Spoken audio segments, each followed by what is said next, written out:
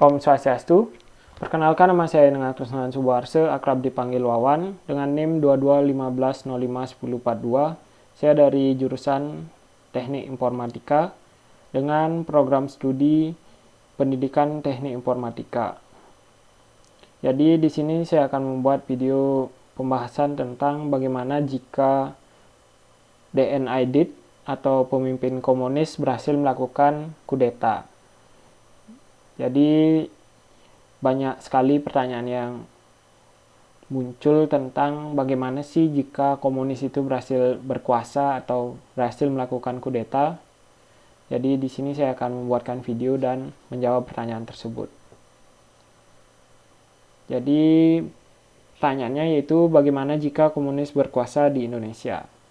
Atau dengan kata lain, DNIDIT berhasil melakukan kudeta.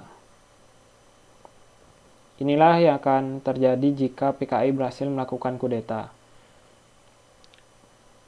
Yang pertama yaitu terkekangnya kebebasan atau dengan kata lain tidak adanya demokrasi. Jadi tidak adanya demokrasi atau kebebasan ini erat kaitannya dengan paham komunis itu sendiri. Paham komunis kan itu memiliki satu kekuasaan, jadi ibaratnya itu semua yang ada di negara itu akan diatur oleh pemerintah. Jadi pemerintah memiliki kekuasaan penuh. Rakyat cuma hidup berdasarkan peraturan atau ketentuan yang udah diatur oleh pemerintah. Jadi ibaratnya kita sebagai masyarakat akan bekerja, hasil pekerjaan kita akan diserahkan kepada pemerintah, pemerintah akan membagikan hasil kerja kita kembali kepada masyarakat secara merata. Namun jika dilihat dari satu sisi itu aja, mungkin komunis terlihat baik. Jadi dengan adanya kekuasaan yang dipegang oleh pemerintah, kekuasaan mutlak itu sering disalahgunakan oleh pemerintah untuk hal-hal yang semena-mena gitu. Jadi itu dia bahayanya komunis. Terus yang kedua, akan adanya propaganda yang diajarkan sejak dini.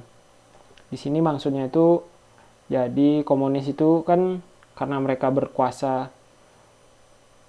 sendiri, otoriter, mereka akan mengajarkan para anak-anak muda untuk mencintai komunis. Jadi mereka akan mengajarkan paham-paham komunis itu sejak dini untuk mereka melanjutkan kekuasaan mereka untuk ke generasi. Jadi seperti yang terjadi di Jerman pada saat kepemimpinan Adolf Hitler, anak-anak sudah diajarkan untuk mencintai komunis sejak dini. Seperti itu. Terus yang ketiga, itu akan adanya isolasi atau pembatasan kerjasama yang dilakukan oleh pihak-pihak yang menentang paham komunis.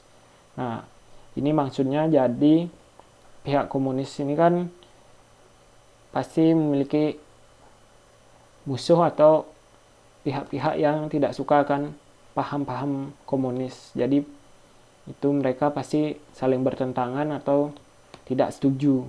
Jadi para pihak-pihak yang tidak setuju dengan komunis ini akan membatasi kita dalam urusan ekonomi ataupun kerja sama yang lainnya. Jadi kita akan diisolasi dari pihak-pihak yang bertentangan dengan komunis.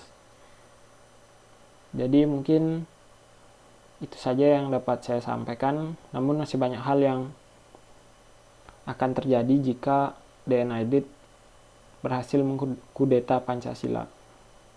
Sekian, terima kasih.